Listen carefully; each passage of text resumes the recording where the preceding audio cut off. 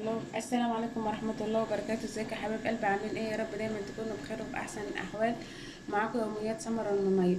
الروتين بتاعي النهارده عبارة عن ايه؟ عبارة عن انني معايا ليمون شقاه 4 كده، هعمله ليمون معصفر زي ما انتم شايفين كده، فتحاه 4 كده واعمله ليمون معصفر. ومعايا ايه؟ معايا المية، ادي المية غلت، وادي بعد ما شطفته هحطه بقى في قلب المية كده، هياخد غلوة بس واقوم رايحة ايه حيشاه. المية غلت قمت رايحة حاطاه في قلب المية، وهرجع لكم تاني مش هبقى اوريكم الشكل النهائي. وادي زي ما انتم شايفين كده اخد غلوة واحدة بس وحشته من المية اهو، اخد غلوة واحدة بس، وهسيبه يبرد بقى وبعد كده هحشيه. وادي كده زي ما انتم شايفين اهو، اخد غلوة واحدة بس وهحشه.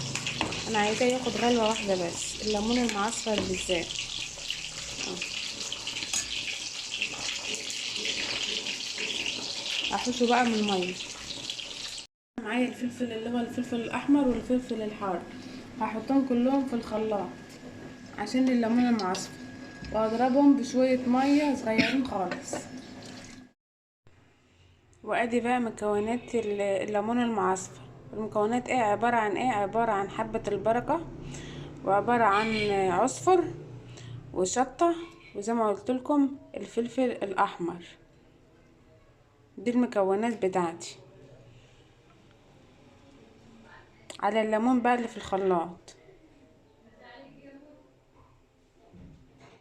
وادي يا جماعه اهو، زي ما انا حطيت حبه البركه والعصفر والشطه، حشيته بالطريقه دي كده، وهحط كده في البرطمان كده واقف كده.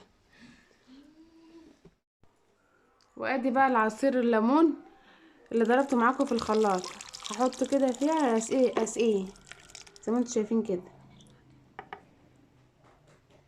كده طبعا حطيت بقى الليمون اللي انا عاملاه في الخلاط والشطه الحمرا ده على الوش، وبعد كده بقى شويه زيت